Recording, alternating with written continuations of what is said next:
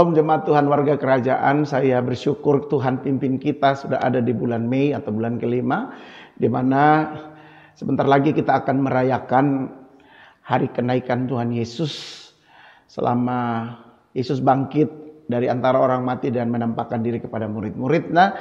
Kita tahu bahwa dia mesti naik ke sorga supaya dia menjadi pensyafaat bagi saudara dan saya tiap-tiap hari. Nah, juga Alkitab berkata dia pergi ke sana untuk menyediakan tempat dan dia akan turun datang menjemput saudara untuk membawa kita ke tempat di mana dia berada. Oke, puji nama Tuhan. Minggu ini adalah minggu yang sangat penuh dengan kegairahan tentunya bagi saudara. Karena kita akan melihat bahwa Tuhan melatih saudara itu seperti seorang ayah yang melatih anaknya untuk melakukan sesuatu yang baik. Di pagi hari ini saya mau berdoa untuk saudara semua. Saya percaya bahwa kekuatan kemenangan Tuhan ada pada saudara. Yang setuju katakan amin. Allah berpihak pada saudara untuk memberikan kemenangan. Dan dia tidak mengizinkan satupun daripada kuasa kegelapan menang atas hidup saudara. Karena itu bersiaplah menjadi orang yang hebat di dalam Tuhan. Katakan saya hebat di dalam Tuhan. Oke, pagi hari ini saudara saya akan membawa saudara untuk sama-sama melihat firman Tuhan. Dan sebelum kita memulai semuanya, saya ajak untuk kita sama-sama berdoa. Mari kita berdoa. Bapa, terima kasih untuk pagi ini. Di bulan yang baru, minggu pertama di bulan Mei ini. Kami ada di rumah Tuhan. Kami kembali untuk mengucap syukur. Kami kembali untuk berterima kasih karena 5 bulan penuh di 2021 ini Tuhan sudah pimpin kami. Dan memasuki bulan yang kelima ini kami merasakan bahwa pertolongan Tuhan, hal-hal yang baik yang Tuhan sediakan itu tidak pernah berkurang dalam hidup kami, bahkan bertambah-tambah. Oleh sebab itu kami tetap berpegang pada janji-Mu, kami tetap berpegang pada firman-Mu, kami mau taat dan setia kepada Tuhan. Sehingga apa yang menjadi bagian yang mesti Tuhan kerjakan bagi kami, itu kami alami dalam hidup ini. Terima kasih Tuhan. Di pagi hari ini kami siapkan hati kami untuk sama-sama membaca dan merenungkan firman Tuhan. Sekiranya Tuhan menjadi kekuatan bagi kami untuk kami melangkah sepanjang bulan ini Tuhan. Terima kasih Bapa, terima kasih Tuhan Yesus. Ini doa kami. Hanya di dalam nama Tuhan Yesus kami berdoa. Haleluya. Amin. Apa kabar saudara pagi hari ini? Saya berharap kita semua dalam kondisi yang siap untuk diberkati oleh firman Tuhan. Pujian penyembahan membuat hati kita penuh sukacita pagi ini untuk saudara lebih siap lagi untuk sama-sama kita belajar dari firman Tuhan. Kalau saudara yang suka dengan judul, maka saya memberi judul khotbah saya pada pagi ini adalah biarkan Tuhan melatih kamu atau biarkan Tuhan melatihmu. Nah, kalau Tuhan yang melatih kita, berarti Tuhan punya tujuan. Sebuah latihan atau train itu tentu punya goal tersendiri. Nah, pagi hari ini saya mulai dengan membawa saudara untuk melihat bagaimana Tuhan melatih orang-orang Israel yang tidak pernah terlibat di dalam sebuah peperangan. Dan saudara, mari temukan dulu Hakim-Hakim pasal yang ketiga. Kita akan baca Hakim-Hakim pasal ketiga. Saya akan tunjukkan bagaimana Tuhan itu peduli dan dia tidak mau kita ini jadi orang gampangan, orang yang tidak punya pengalaman, orang yang tidak punya keahlian. Tapi Tuhan mau setiap orang yang ada di dalam pimpinannya itu selalu memiliki sesuatu sehingga itu bisa berguna bagi kerajaan Allah. Oke, temukan Hakim-Hakim pasal 3. Kita akan baca dari ayat yang pertama hingga ayat yang ke-6. Bangsa-bangsa asli yang dibiarkan tinggal di Kanaan. Inilah bangsa-bangsa yang dibiarkan Tuhan tinggal untuk mencobai orang Israel. Dengan perantaraan mereka, yakni semua orang Israel yang tidak mengenal perang Kanaan.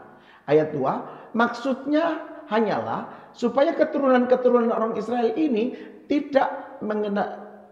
Saya ulangi, maksudnya hanyalah supaya keturunan-keturunan orang Israel yang tidak mengenal perang yang sudah-sudah dilatih berperang oleh Tuhan. Ayat yang ketiga, yang tinggal ialah kelima raja orang Filistin dan semua orang Kanaan, orang Sidon, orang Hewi yang mendiami pegunungan Libanon. Dari gunung Baal Hermon sampai ke jalan yang menuju ke Hamat. Ayat yang keempat, mereka itu ada di sana supaya ia mencobai orang Israel dengan perantaraan mereka untuk mengetahui apakah mereka mendengarkan perintah yang diberitakan Tuhan kepada nenek moyang mereka dengan perantaraan Musa. Demikian orang Israel itu diam di tengah-tengah orang Kanaan, orang Het, orang Amori, orang Feris, orang Hewi, dan orang Yebus. Ayat 6 atau ayat yang terakhir. Mereka mengambil anak-anak perempuan orang-orang itu menjadi istri mereka dan memberikan anak-anak perempuan mereka kepada anak-anak lelaki orang-orang itu, serta beribadah kepada Allah orang-orang tersebut atau orang itu. Perhatikan Hakim-Hakim pasal yang ketiga. Ini sebuah kondisi terjadi setelah Yosua mati. Yosua sudah tidak ada dan Israel mesti berjalan tetap dalam tuntunan Tuhan. Dan yang sudah ada pada mereka itu adalah hukum-hukum Musa. Perhatikan baik-baik bahwa Alkitab bilang begini, maksudnya hanyalah supaya keturunan orang-orang Israel yang tidak mengenal perang yang sudah-sudah dilatih berperang oleh Tuhan. Dan ayat yang keempat berkata bahwa mereka itu ada di sana supaya ia mencobai orang Israel dengan perantaraan mereka. Maksudnya orang-orang asli yang ada di Kanaan itu untuk mengetahui apakah mereka mendengar perintah yang diberitakan Tuhan kepada nenek moyang mereka dengan perantaraan Musa. Jadi kalau kita perhatikan ini ada sebuah rasa yang tidak aman, yang mungkin itu Tuhan telah tahu persis keadaan Israel bahwa kalau mereka jalan tanpa dilatih maka mereka akan terjebak pada kehidupan daripada kebudayaan orang-orang Kanaan di situ. Terbukti di ayat 6 Alkitab berkata bahwa mereka membiarkan anak-anak mereka itu mengambil anak-anak orang-orang Kanaan, kemudian mereka menjadi kawin campur di sana, kemudian mereka beribadah juga kepada Allah-Allah orang Kanaan. Dan ini sebuah kekejian, ini sebuah pemberontakan kepada Tuhan. Dan ini caranya Tuhan melatih mereka supaya dari mereka yang tidak terlibat di dalam peperangan, sudah itu mereka melatih diri berperang supaya mereka menjadi orang yang kuat dan menang. Tetapi ternyata sudah lewat latihan yang sekeras seperti ini pun Alkitab berkata Israel masih tetap menjadi orang-orang yang dipengaruhi oleh Kanaan. Bagaimana dengan keadaan kita hari-hari ini? Apakah dunia begitu kuat mempengaruhi kita? Apakah keadaan di sekitar kita membuat kita menjadi serupa dengan mereka? Atau kita belajar dari Tuhan, kita mau melatih diri dengan Tuhan supaya kita memiliki sebuah kedisiplinan hidup. Dan dari kedisiplinan hidup itu kita bisa bertahan, kita bisa menghalau semua hal yang tentunya itu merupakan hal-hal yang dibenci sama Tuhan. Artinya engkau menjadi orang yang benar di tengah-tengah keadaan yang bengkok misalnya, atau di tengah-tengah keadaan yang tidak benar. Nah, oleh karena itu pagi hari ini perhatikan baik-baik bahwa ketika kita belajar tentang Tuhan melatih umatnya, atau biarkanlah Tuhan melatih saya, melatih saudara, maka ada beberapa hal yang mesti kita pelajari. Yang pertama adalah kedisiplinan. Kalau kita mau dilatih oleh Tuhan, maka engkau mesti membangun kedisiplinan. Yang kedua, engkau mesti terlibat di dalam pelatihan tersebut. Tuhan mau melatih, tapi kalau umatnya tidak mau, maka tidak akan terjadi apa-apa. Kemudian yang ketiga adalah setelah kita dilatih, maka kita akan dibawa di dalam sebuah ujian. Ujian ini akan membuktikan kita berkualitas apa tidak. Dan yang terakhir kita akan bicara tentang result atau hasil. Jadi 4 hal yang saya mau sampaikan di pagi hari ini bicara tentang biarkan Tuhan melatihmu adalah kedisiplinan, latihan, ujian, dan result atau hasil. Mari kita buka dulu sebentar Mazmur pasal yang ke-23 ayat yang ke-32 hingga 36. Mazmur pasal 22. Kalau tadi pengantar saya bawa saudara memperhatikan Hakim-Hakim, sekarang saya bawa saudara untuk melihat Mazmur pasal 22 ayat 32, 33, 34 dan 36. Demikian bunyi firman Tuhan. Sebab siapakah Allah selain dari Tuhan, dan siapakah gunung batu selain daripada Allah kita? Allah dialah yang menjadi tempat pengungsianku, yang kuat dan membuat jalanku rata, yang membuat kakiku seperti kaki rusa, dan membuat aku berdiri di bukit. Ayat 35 perhatikan. Yang mengajar tanganku berperang, sehingga lenganku dapat melenggungkan busur tembaga. Juga kau berikan kepadaku perisai keselamatanmu, dan kebaikanmu telah membuat aku besar. Umat Tuhan, warga kerajaan yang saya cintai, Mazmur 22 ayat 32 dan 36 ini adalah sebuah doa pengagungan, kekaguman Daud kepada Tuhan karena Tuhan itu memberikan kemenangan kepada dia. Dan Daud berkata, siapakah Allah selain daripada Tuhan? Dan siapakah gunung batuku selain daripada Allah kita? Ini menunjukkan bahwa siapa yang menjadi andalan di dalam diri Daud, yaitu Tuhan itu sendiri. Dia katakan Allah dialah yang menjadi tempat pengungsian yang kuat dan membuat jalanku rata. Ini menunjukkan lagi bahwa Daud hidup tidak mudah, Daud hidup tidak gampang, tetapi dia menjadikan Tuhan tempat pengungsian. Berapa banyak saudara mau jadikan Tuhan tempat pengungsian dalam hidup ini? Dan ayat yang ke-24 dia berkata, yang membuat kakiku seperti kaki rusa dan membuat aku berdiri di bukit. Ada sebuah kekuatan yang Tuhan lepaskan kepada orang yang menjadikan Tuhan itu kota benteng, gunung batu, tempat pengungsian. Maka Tuhan akan menguatkan kakinya seperti kaki rusa untuk berdiri di bukit. Ayat yang ke-35 menjadi poin bagi saudara. Dia katakan, yang mengajar tanganku berperang sehingga lenganku kuat dan dapat melengkungkan busur tembaga. Jadi ada sebuah tren latihan yang Tuhan buat dan Tuhan ajar kepada Daud, yaitu sampai tangannya menjadi kuat untuk melengkungkan busur tembaga. Dan dia Allah yang tetap menjadi perisai, yang melindungi, yang memberikan keselamatan kepada Daud. Dari Mazmur 22 ini kita melihat bahwa dari semua orang-orang Israel tidak semuanya gagal, tidak semuanya itu menjadi orang yang tidak mentaati firman. Tapi contoh ada salah satu, Daud. Ini merupakan satu generasi yang pegang firman, yang taat firman, dan mau dilatih sama Tuhan. Sehingga dia menjadi orang yang menang dalam setiap peperangan. Nah, saya berharap kita ada di tengah-tengah kehidupan dunia yang penuh dengan gejolak ini. Tapi engkau menjadi orang yang mau dilatih sama Tuhan. Setuju? Katakan amin. Engkau mau jadi pribadi yang mau dibentuk sama Tuhan. Sehingga kita menjadi orang yang berbeda dari kebanyakan orang lain. Mungkin orang jatuh di dalam berbagai-bagai kejahatan. Tetapi saudara bertahan, disiplin, latih diri sungguh-sungguh. Sehingga kita menjadi orang yang dipercaya Tuhan untuk melakukan proyek Tuhan yang besar di mana engkau berada. Yang setuju? Katakan amin. Oke, itu yang pertama. Kemudian kita perhatikan lagi 2 Timotius pasal 4. Simpan sebentar Mazmur pasal 22. Kita temukan 2 Timotius pasal 4 ayat 7 dan ayat yang ke-8. 2 Timotius 4 ayat 7 dan ayat yang ke-8. Kalau tadi kita lihat perjanjian lama, sekarang saya bawa saudara untuk memperhatikan perjanjian baru yang masih bicara tentang pentingnya berlatih atau dilatih, melatih diri.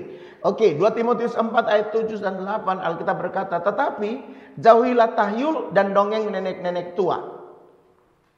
Latihlah dirimu beribadah. Garis bawahi kata latihlah dirimu beribadah. Ayat 8, latihan badan ini terbatas gunanya. Tetapi ibadah itu berguna dalam segala hal. Karena mengandung janji baik untuk hidup ini maupun untuk hidup yang akan datang. Jadi kalau tadi kita lihat dari hakim-hakim, hidup orang-orang Israel setelah Yosua mati.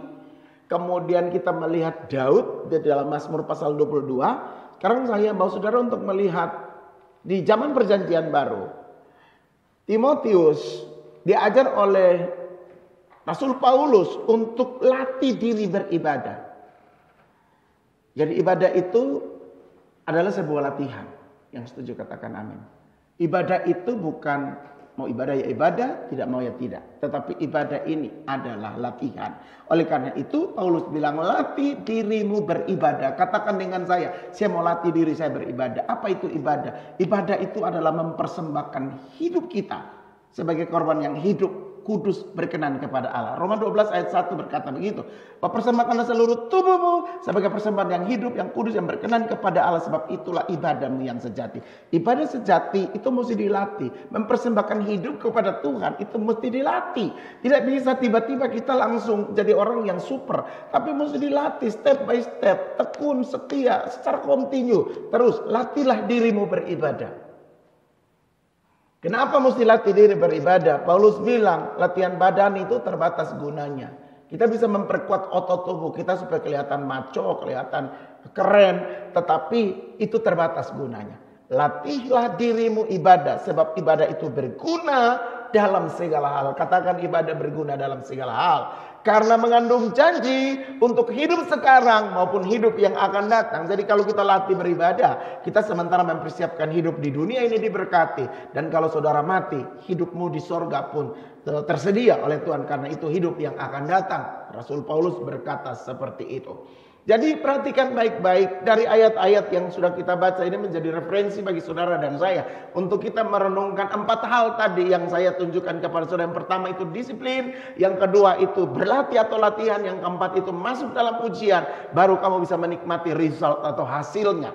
Nah, perhatikan baik-baik dari Mazmur, dari Timotius, dari hakim-hakim. Selalu membawa kita kepada sebuah tingkatan yang Tuhan mau. Yaitu Tuhan tidak mau kamu jadi orang yang biasa-biasa saja. Setuju, katakan amin. Tuhan tidak mau kamu menjadi orang yang tidak berguna. Tapi Tuhan latih kita, mempersiapkan kita supaya kita bermanfaat jadi sesuatu yang berguna bagi Tuhan. Nah, oleh karena itu yang pertama, perhatikan apa yang dibutuhkan di dalam kita mau menjadi orang yang berguna bagi Tuhan. Yaitu kedisiplinan. Kekasih Tuhan, warga kerajaan yang saya cintai. Kehidupan di dalam Tuhan, saya mau bilang begini, adalah kehidupan yang penuh dengan nilai-nilai. Setuju, katakan amin. Kita punya nilai-nilai kerajaan Allah. Orang yang memiliki sifat disiplin, ini akan terlihat dari kesediaannya untuk bereaksi dan bertindak terhadap nilai-nilai yang berlaku. Yaitu nilai-nilai yang tergantung, yang tertuang dalam bentuk ketaatan, apalagi tata tertib,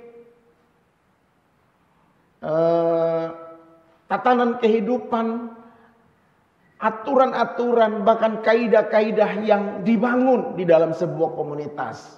Kalau kita bilang kita warga kerajaan Allah, maka kita punya nilai-nilai di sana. Kita punya hal-hal yang penting yang mesti dimiliki, dibangun di dalam diri kita. Nah, berdasarkan nilai-nilai kerajaan Allah itu, kita mulai membentuk diri kita sesuai dengan ketentuan-ketentuan yang ada, tata tertib yang ada, aturan yang ada, apalagi tatanan-tatanan hidup yang ada, ataupun kaidah-kaidah yang dibangun oleh warga kerajaan yang kita sebut rock ini, yaitu representasi of Christ Kingdom. Representation of Christ Kingdom. Saya percaya bahwa ketika kita disiplin dalam beribadah, itu akan membentuk sebuah kebiasaan atau habit, dan kita menjadi orang yang tidak kehilangan momentum untuk Tuhan kerja. Disiplin dalam beribadah itu harus dimiliki oleh setiap kita umat Tuhan, yang bertujuan untuk supaya saudara menggapai janji Tuhan yang maksimal dalam hidup saudara. Dan disiplin tersebut dapat ditingkatkan menjadi disiplin diri kita masing-masing. Jika kita bicara tentang poin yang pertama, disiplin, apa sih sesungguhnya disiplin itu? Kekasih Tuhan, warga kerajaan, apabila kita melihat dengan perspektif yang benar, kita akan menemukan bahwa kata disiplin itu mempunyai arti yang sangat bagus untuk kehidupan saudara dan saya. Ini pengertian yang luar biasa. Disiplin itu berasal dari kata Latin, saudara garis bawahi dari kata Latin, yaitu discere. Apa itu discere? Discere itu berarti belajar. Jadi kata disiplin itu dari bahasa Latin, yaitu discere, yang berarti belajar. Nah, dari kata tersebut, dari kata discere ini, berkembang menjadi kata disiplina, yang berarti pengajaran atau pelatihan. Disiplina yang berarti pengajaran atau pelatihan. Nah, disiplin dalam bahasa Inggris itu berasal dari kata disciple, yang berarti pengikut atau murid. Jadi saudara catat baik-baik supaya kita bilang, kenapa sih kita mesti berdisiplin? Itu dari bahasa Latin discere yang artinya belajar. Kemudian dia berkembang menjadi disiplin yang berarti pengajaran atau pelatihan. Kalau bahasa Inggris sendiri, kata disiplin itu artinya disciple, yang berarti pengikut atau murid. Selanjutnya saudara, kata ini mengalami perkembangan makna seperti kepatuhan terhadap peraturan, dan juga pelatihan untuk tata taat dan akan peraturan. Dengan kata lain, apabila semua orang menjalankan hidup dengan disiplin, maka semua pihak dapat menjamin kelangsungan hidup dan kelancaran semua kegiatan di masyarakat ataupun di tengah-tengah kehidupan berkomunitas, misalnya seperti warga kerajaan. Nah, perhatikan baik-baik saudara bahwa kerja keras yang diperoleh itu akan melahirkan mental yang kuat dan tidak mudah menyerah walaupun dalam keadaan yang sulit. Sehingga disiplin harus menjadi suatu karakter di dalam setiap aspek kehidupan kita, terutama ketika kita mau untuk kita dilatih oleh Tuhan.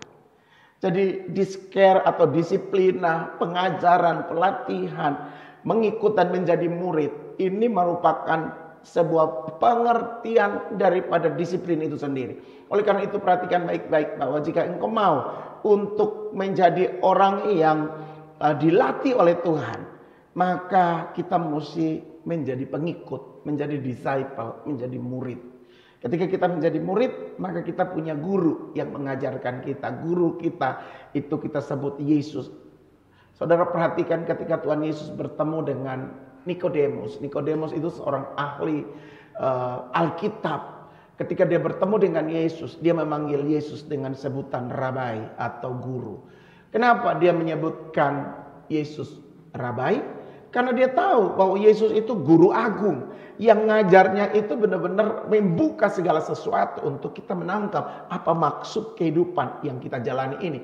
Oleh karena itu posisikan diri saudara dan saya menjadi disciple atau menjadi pengikut, menjadi murid yang sungguh-sungguh mau dilatih oleh Tuhan sebagai guru agung kita, supaya kita menjadi orang yang siap memiliki karakter yang mantap di dalam hidup ini setiap hari yang engkau dan saya lalui. Jadi apa yang kita dapat dari poin yang pertama? Jika kita mau dilatih oleh Tuhan, maka bangunlah kedisiplinan diri kita. Disiplin untuk mengasihi Tuhan. Disiplin untuk mentaati setiap perkataan-perkataan firman yang dia sampaikan. Disiplin untuk berpegang pada janji-janji Tuhan. Disiplin untuk berdoa. Disiplin untuk untuk membaca dan merenungkan firman Tuhan. Kalau ini dilakukan, saya percaya bahwa siapapun juga saudara, engkau jadi warga kerajaan yang akan berkarakter. Sebab dari kedisiplinan itu akan membentuk engkau menjadi orang yang punya nilai tersendiri di hadapan Tuhan. Yang setuju, tepuk tangan bagi Allah kita. Masuk ke poin yang kedua, yaitu latihan. Saya ambil dari Kingsword bulan Mei. Dikutip di sana bahwa Merriam-Webster Dictionary berkata bahwa kata latihan itu punya 3 makna. Yang pertama itu untuk mengajar agar kita menjadi pas, berkualitas dan mahir. Pas, berkualitas dan mahir.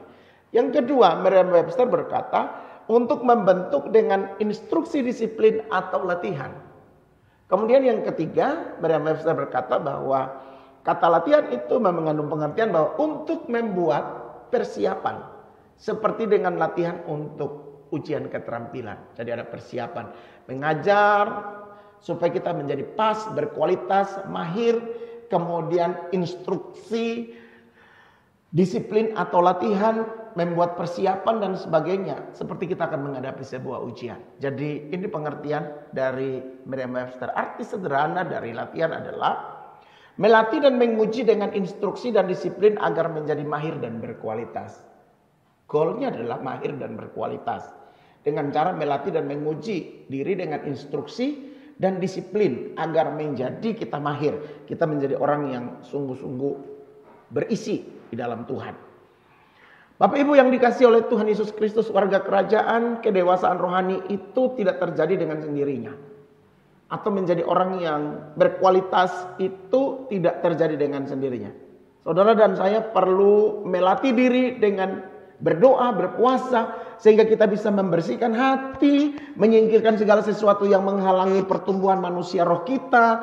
Kemudian kita lebih fokus kepada Tuhan, agar melalui segala sesuatu yang Tuhan izinkan terjadi dalam hidup kita ini. Saya mau bilang, biar latihan itu membuat otot-otot iman kita otot-otot rohani kita ini menjadi kokoh, kuat, dan kita bertumbuh dan semakin menjadi dapat diandalkan. Berapa banyak saudara yang mau dapat diandalkan oleh Tuhan. Nah, semakin disempurnakan dan melalui iman yang saudara punya, benih firman yang kita terima, itu akhirnya akan bertumbuh besar dan menghasilkan buah yang matang. Saudara setuju? Katakan amin. Kita akan menghasilkan buah yang matang. Nah, saat itulah Tuhan akan mengurapi kita dengan urapan untuk berkuasa, sehingga kuasa dan otoritas ilahi itu dapat menjadi bagian dalam hidup kita. Hidup kita berdampak dan melalui perbuatan kita nama Tuhan dimuliakan. Yang setuju katakan amin. Berapa banyak saudara mau untuk nama Tuhan dimuliakan lewat kehidupan saudara? Saya punya sebuah cerita. Ada seorang anak ketika masih kecil, badannya itu gemuk, kemudian berisi, menggemaskan karena memang masih kecil. Tetapi ketika anak itu mulai masuk sekolah SD kelas 1, kelas 2 dan seterusnya, anak tersebut dia menjadi bahan bulian teman-teman di sekolah. Teman-teman di sekolah di kelasnya berkata, dasar anak gendut, suka tidur, malas, tidak bisa bergerak, gak bisa olahraga. Pokoknya semua bahasa-bahasa yang pembulian itu ditimpukan ke anak ini. Akhirnya apa yang terjadi? Anak ini menjadi minder. Dia tidak mau pergi sekolah lagi karena dia merasa bahwa di sekolah dia diolok, dihina, diganggu, dibully oleh teman-temannya. Tapi orang tuanya itu memberikan support kepada dia. Jangan, kamu mesti terus bersekolah, kamu mesti terus menghadapi semua itu. Sebab nanti kamu pasti akan menjadi orang yang hebat. Singkat cerita, ketika dia lulus SD dan dia masuk SMP, anak ini mulai menetapkan yang namanya disiplin untuk berlatih. Apa yang dia lakukan lewat latihan itu?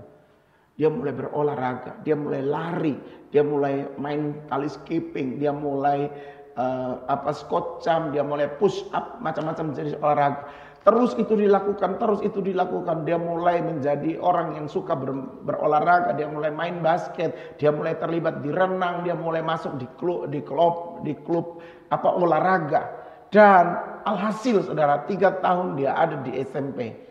Dari yang tadi anak yang gendut, anak yang dibully di waktu dia SD, itu berubah total. Dia menjadi seorang anak remaja yang mulai punya bentuk postur tubuh yang atletis. Bukan cuma sampai di situ. Hasil daripada dia berlatih, berolahraga dan lain sebagainya. Akhirnya dia menjadi atlet dalam bidang olahraga bela diri. Dan bukan cuma di tingkat sekolah, bukan cuma di tingkat kabupaten, tapi dia menjadi atlet nasional. Saudara perhatikan baik-baik bahwa yang dulunya dibully, yang dulunya disalah mengerti, yang dulunya dikerjain sama teman-temannya, sekarang tidak ada orang yang berani mengganggu dia. Kenapa? Sebab dia sudah memiliki postur tubuh yang berubah. Yang dulunya gendut luar biasa, sekarang menjadi body yang atletis. Nah, saudara, saya mau tunjukkan bahwa ini contoh dari kedisiplinan dan latihan. Mengubah tafsiran orang, merubah pandangan orang, merubah respek orang kepada orang yang berlatih dan disiplin. Demikian juga ketika kita hidup di dalam Tuhan. Saudara, ketika kita berlatih, kita berdisiplin, dengar baik-baik. Iblis dan segala kuasa kegelapan tidak akan bisa mengganggu saudara. Dia tidak akan bisa mempunyai kesempatan untuk merusak hidup kita. Karena dengan latihan dan disiplin rohani itu membentuk otot-otot iman kita untuk kita siap melawan si jahat dan kuasa dunia ini. Oleh karena itu perhatikan, ini contoh yang sederhana tentang bagaimana seorang anak kecil yang bermetamorfosa. Dia menjadi berubah dari badan gendut, diolok, dihina, berubah menjadi badan atletis dan menjadi orang yang juara, menjadi atlet yang terkenal. Saya percaya kalau cerita ilustrasi ini, anak yang dulu aja bisa berubah. Saudara dan saya secara rohani pun bisa berubah. Yang setuju katakan amin. Kita tidak akan menjadi orang yang terus dikerjain oleh si jahat. Kita tidak menjadi orang yang terus menjadi sasaran empuk daripada iblis untuk mengganggu kita. Kenapa? Sebab dia lihat otot iman saudara. Dia melihat perkembangan saudara. Karena saudara latih, tekun, setia. Itu menjadi berubah. Dan engkau menjadi pribadi yang diberkati oleh Tuhan.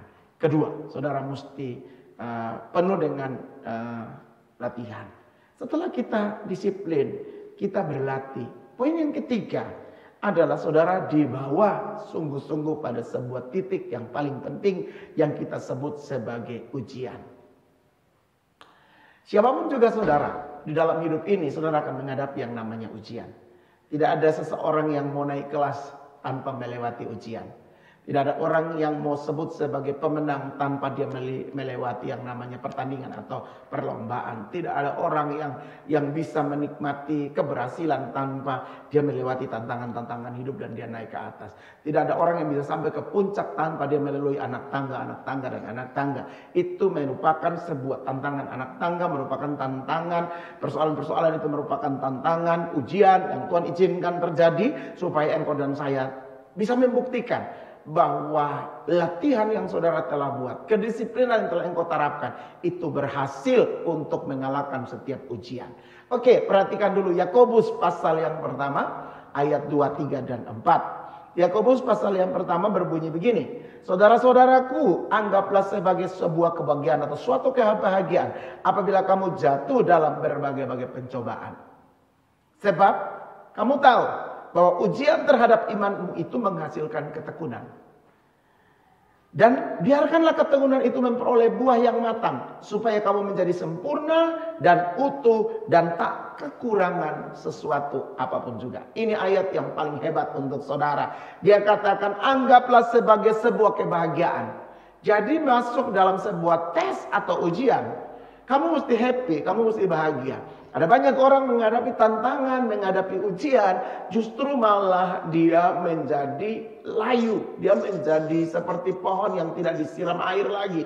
Ketika seseorang menghadapi ujian dalam hidup ini, dia pikir tamatlah riwayatku. Padahal sebenarnya tidak. Yakobus mengajarkan kalau kamu menghadapi berbagai-bagai pencobaan atau ujian, itu mesti jadi sebuah kebahagiaan bagi kita. Setuju katakan amin. Nikmati. Karena itu sebuah keadaan yang membuat kamu bahagia. Memang ada pergumulan, memang ada sesuatu yang mesti merupakan ekstra kekuatan yang mesti engkau keluarkan untuk menghadapi itu. Tapi yang kau mesti dengan bahagia menghadapi itu. Makanya Yakobus pasal 1 ayat 2 ada katakan anggaplah sebagai sebuah kebahagiaan apabila kamu jatuh dalam berbagai-bagai pencobaan. Sebab kamu tahu bahwa ujian terhadap imanmu, ujian terhadap iman saudara, terhadap iman saya, itu akan menghasilkan ketekunan. Ketekunan itu bicara tentang disiplin yang mau kita hadapi, kita terapkan dalam hidup ini. Dan biarkanlah ketekunan itu memperoleh buah yang matang, supaya kamu menjadi sempurna dan utuh dan tidak kekurangan satu apapun juga.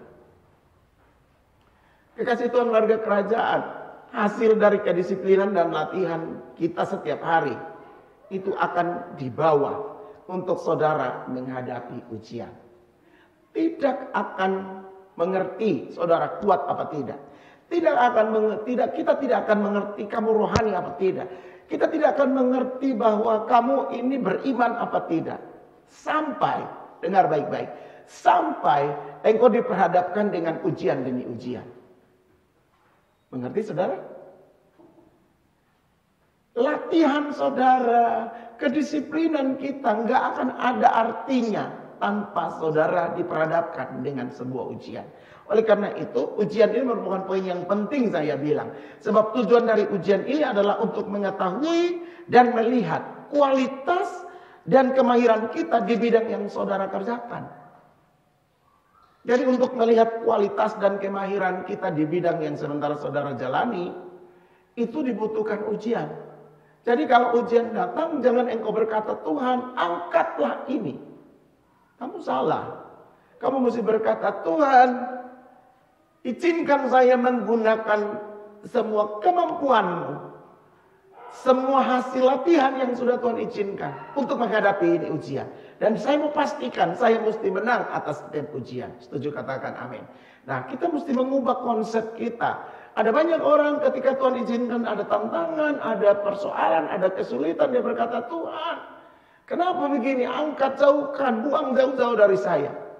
Terus kapan saudara punya waktu untuk mengetes kualitas iman saudara, kualitas penguasaan firman saudara, kualitas doa saudara? Itu teruji saat ada ujian.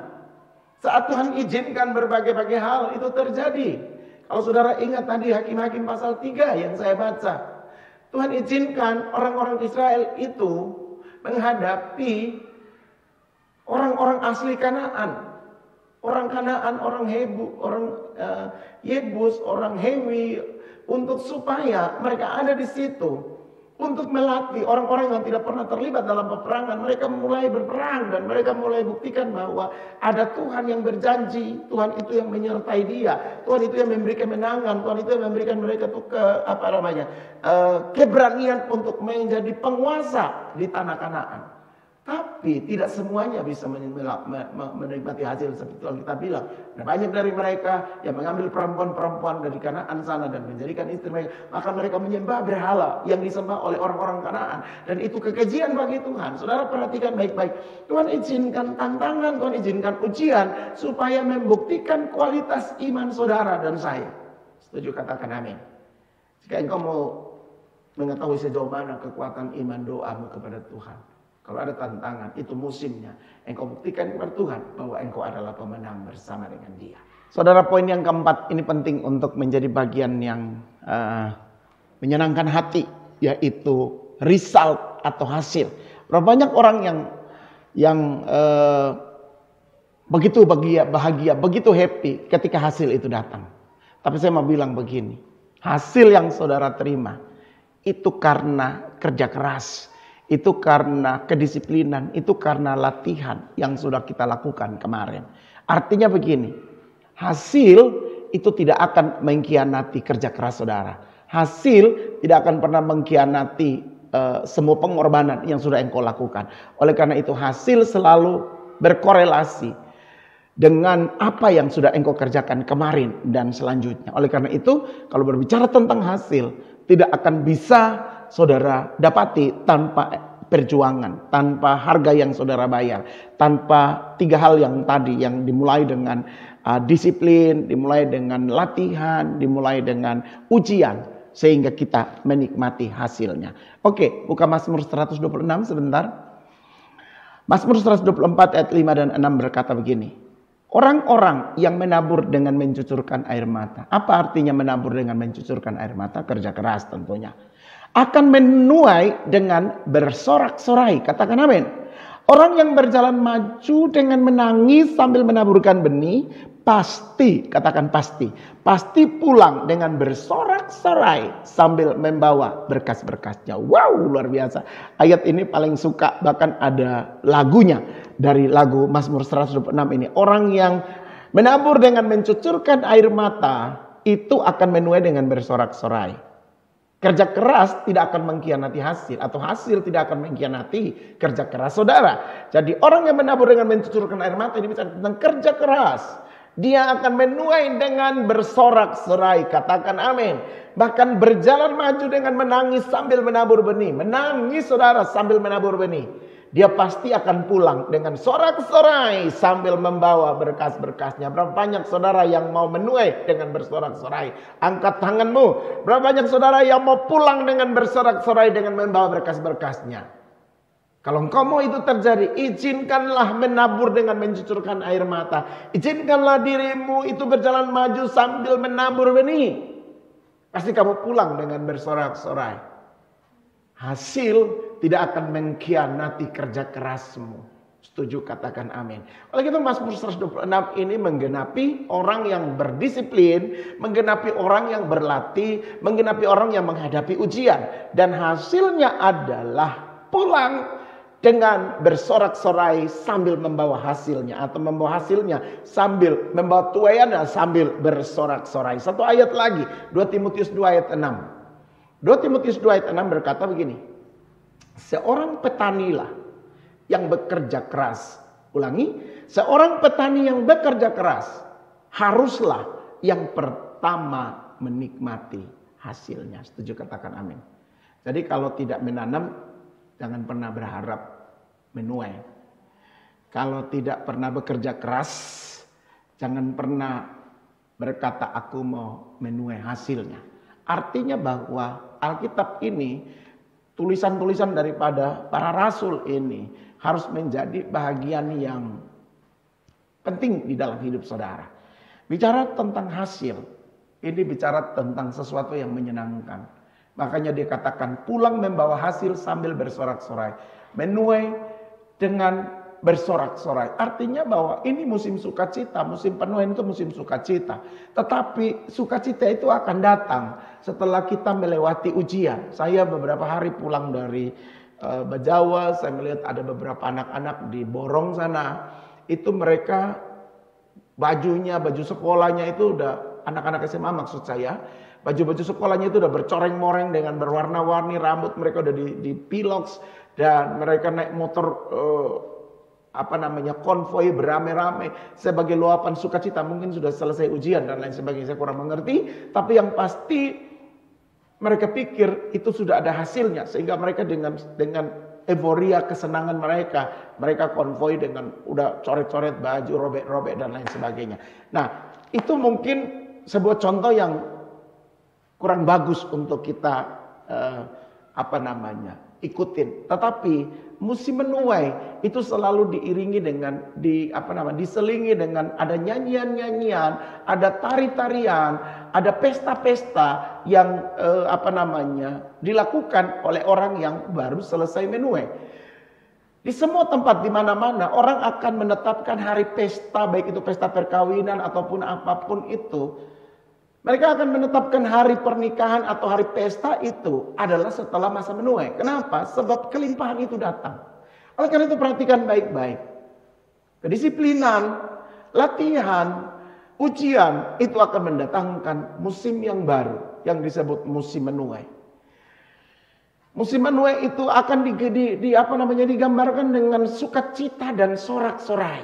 Saya percaya untuk sampai ke hasil yang seperti itu, tentu dibutuhkan waktu yang cukup panjang. Oleh karena itu, di pagi hari ini, saya mau berkata kepada semua orang-orang percaya yang mendengar firman Tuhan di pagi hari ini, bahwa apapun yang sementara engkau hadapi hari ini, mungkin itu sampai engkau mencucurkan air mata. Jangan pernah menyerah, sebab engkau sementara melakukan kehendak Tuhan. Kalau engkau melakukan kehendak Tuhan, engkau lagi mendisiplinkan diri, engkau lagi berlatih sungguh-sungguh. Membuat dirimu menjadi taat kepada semua perkataan Tuhan.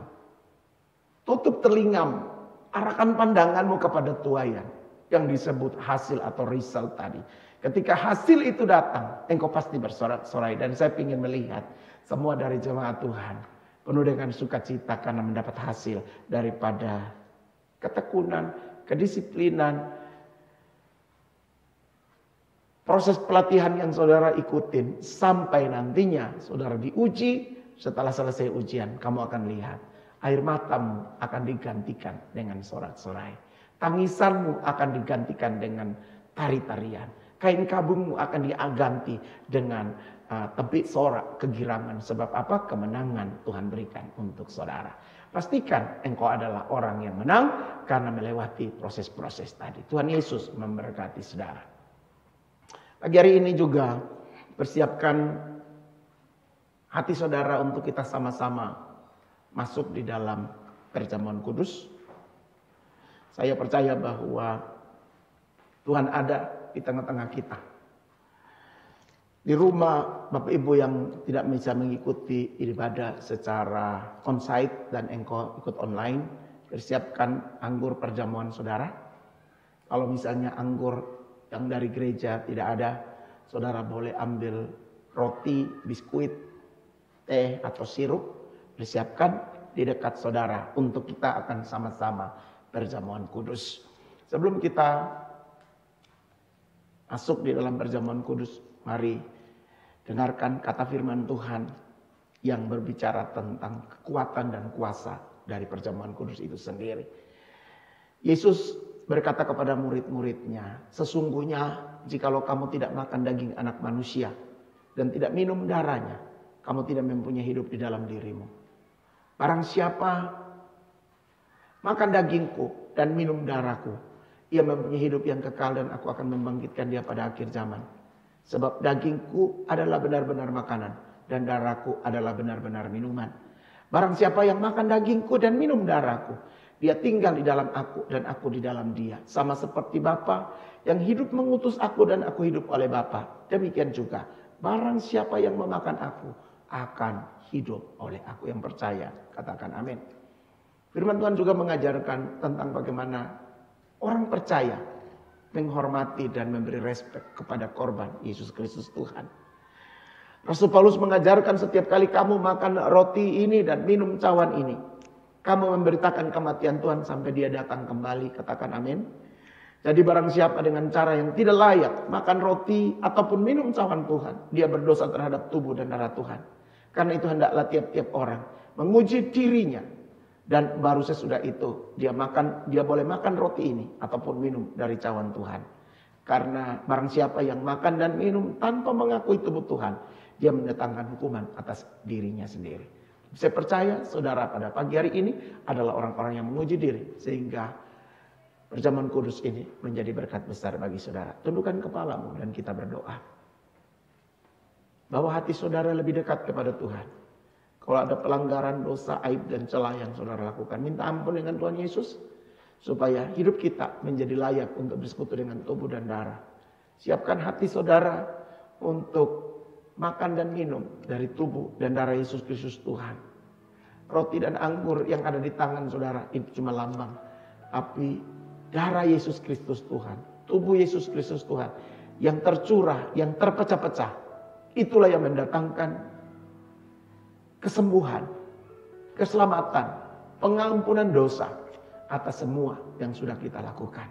Jika engkau sementara menyimpan kepahitan apapun di hatimu, minta ampun dengan Tuhan, supaya perjamuan kudus ini mendatangkan berkat besar bagi saudara. Haleluya. Mari persiapkan roti saudara, angkat lebih tinggi di atas kepalamu. Haleluya, haleluya, haleluya. Roti yang ada di tangan saudara, ini lambang dari tubuh Yesus Kristus Tuhan yang dipecah-pecahkan untuk kita semua. Oleh karena itu, sebelum engkau makan dari roti yang kau pegang ini, dengarkan sabda Tuhan sekali lagi. Sebab apa yang telah aku teruskan kepadamu, telah aku terima dari Tuhan, yaitu Tuhan Yesus. Pada malam waktu dia diserahkan, dia mengambil roti, dan sesudah itu dia mengucap syukur atasnya. Dia memecah-mecahkannya dan berkata, inilah tubuhku yang diserahkan bagi kamu. Perbuatlah ini menjadi peringatan akan aku. Bukankah roti yang saudara pegang ini adalah persekutuanmu dengan tubuh Yesus Kristus Tuhan?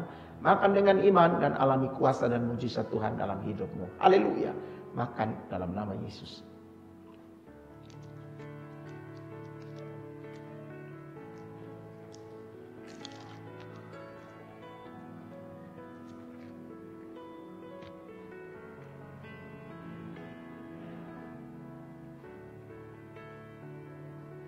Mari angkat cawan saudara. Lihat darah Yesus Kristus Tuhan yang mengalir dari sekujur tubuhnya. Dan darah itu tercurah supaya setiap dosa kita yang merah seperti kain kermisi diputihkan seperti salju. Tidak ada dosa yang tidak bisa Tuhan selesaikan ketika engkau mengaku dengan jujur pada Dia. Dan itu sebelum engkau minum, darah Yesus Kristus Tuhan berkuasa untuk menjadi tanda di dalam hidupmu sepanjang bulan ini. Demikian juga Yesus mengambil cawan sesudah makan, lalu dia berkata, cawan ini adalah perjanjian baru yang dimeteraikan oleh darahku. Perbuatlah ini setiap kali kamu meminumnya menjadi peringatan akan aku. Bukankah cawan ucapan syukur yang kita angkat bersama-sama adalah persekutuanmu dengan darah Yesus Kristus Tuhan? Mari minum dengan iman dan alami kuasa dan mujizat dalam hidup saudara sepanjang bulan ini. Haleluya. Minum dalam nama Yesus.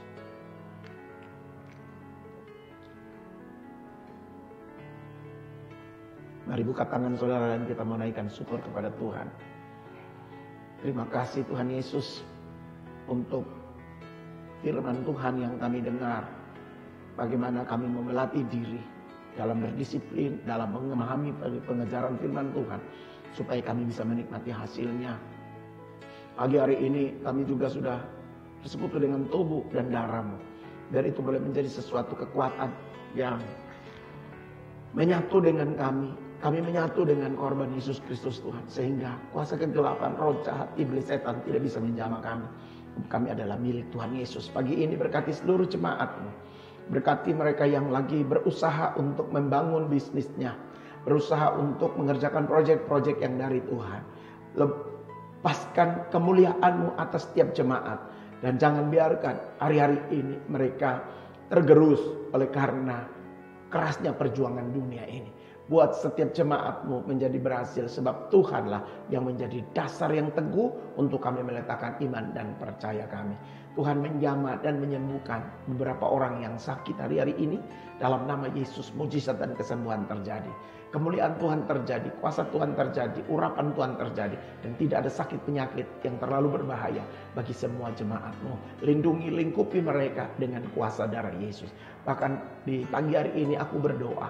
Tuhan yang memberikan pagar perlindungan-Mu, tembok berapi-Mu atas tiap-tiap jemaat.